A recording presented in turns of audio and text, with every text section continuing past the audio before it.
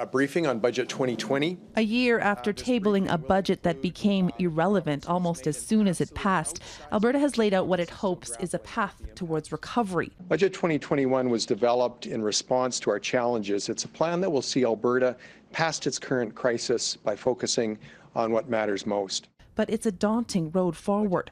Alberta's deficit, which ballooned from $7 to more than $20 billion last year, is budgeted at more than $18 billion for the year ahead. The province says balancing the budget will have to wait. Resource revenue remains soft. There are no new taxes, and the province has increased spending, promising more money for capital economic stimulus projects and the pandemic response. There is also new investment in economic diversification.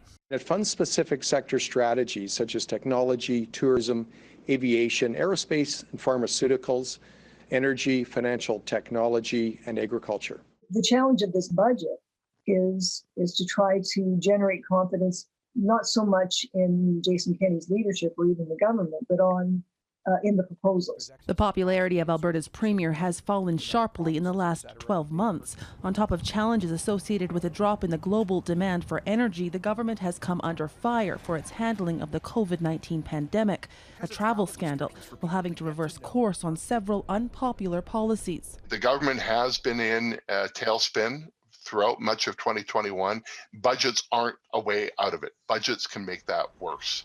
This year's deficit does not yet account for the more than $1.2 billion in losses associated with the government's investment in the now cancelled Keystone XL pipeline. The province says it will focus on reducing the deficit over the next 2 years with spending cuts. But beyond that, new sources of revenue, like taxes, will likely be needed to get to balance in the years ahead.